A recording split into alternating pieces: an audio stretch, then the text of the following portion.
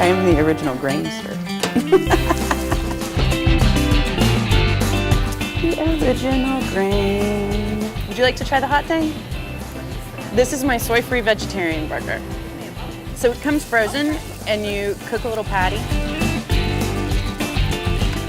And you're local here? How long have you been in business?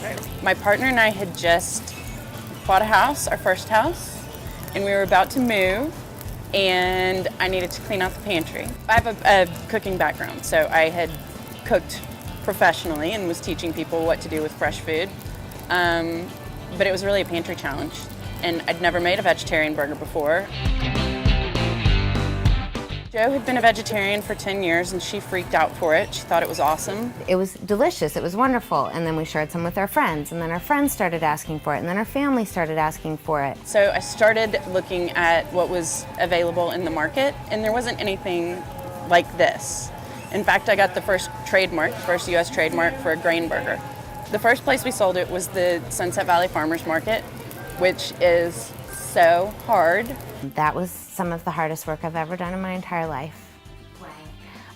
We worked so many hours in preparation for the farmer's market, and then we'd get to the farmer's market super early, spend all this time setting up when it was already like 100 degrees by 9 o'clock, and then work all day to cook it, share samples, sell it, and then break down, all to maybe break even with the fees that it costs to participate in the farmer's market. When I started this, I would cook all the grains and then I would mix it with my hands. And I used a little peanut butter lid to form the patties. And we'd just pack them in there and stack them out. My partner and I had just adopted our son 6 months before that, so I was about to fall down. I was so tired. We just launched with H-E-B. We thought at first it was going to be 40 stores, and when I got my order 2 months before we went on the shelf, it was 124 stores. So that was a moment. And then I thought, OMG, what are we going to do? So we have been working with and still are working with a company in Colorado that has taught us how to take things from the kitchen to scale to mass production. I have to say that the first time I saw these things coming out of the machine, I did shed a tear because I was like, it is not my hand anymore. It's actually coming from a big, massive machine.